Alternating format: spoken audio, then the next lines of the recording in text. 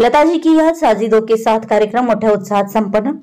Heramb music foundation व Heramb school of music and cultural arts डोंबिवलीतर्फे भारतरत्न गानकोकिळा लता मंगेशकर यांच्या 95व्या वाढदिवसानिमित्त लताजी की याद साजिदों के साथ या कार्यक्रमाचं संस्थेच्या सभागृहात आयोजन करण्यात आलं होतं। कार्यक्रमाच्या सुरुवातीला लता दीदींच्या प्रतिमेचं पूजन करण्यात आलं। त्यावेळी संस्थेचे संस्थापक अध्यक्ष आणि संगीतकार रवी पोंक्षे यांनी लता दीदींच्या आठवणी जाग्या केल्या। अक्षय कावळे, अनिल खैरनार, सोहमचारी, कोमल डाके, कौस्तुभ दिवेकर, नाडकर, कमलाकर आदी पोंक्षे या विद्यार्थ्यांनी असलेल्या हेरंबच्या प्रतिथयश कलाकारांनी अतिशय सुरेख आणि मनोवेधक संगीत साथ केली। या कार्यक्रमामध्ये संस्थेचे संस्थापक अध्यक्ष संगीतकार रवी पोंक्षे यांच्या मार्गदर्शनाखाली सुमारे 121 कलाकारांनी सहभाग घेतला होता। लता दीदींच्या आठवणी सर्व कलाकार हरवून गेले।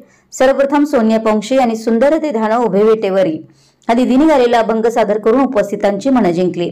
त्यानंतर अनुक्रमे इतर कलाकारांनी दीदींनी गायलेली लोकप्रिय हिंदी मराठी चित्रपट गीतं तसेच अल्बम मधील गीतं सादर केली। सकाळी 11 ते रात्री 10 वाजेपर्यंत कार्यक्रम सुरू होता। कार्यक्रमामध्ये सहभागी झालेल्या चिमुरड्या बालगायक कलाकारांनी रसिकांचं लक्ष वेधून घेतलं। ज्येष्ठ गायक आणि गायिकांनी अतिशय उत्स्फूर्तपणे दीदींच्या गीतांचं सादरीकरण केलं।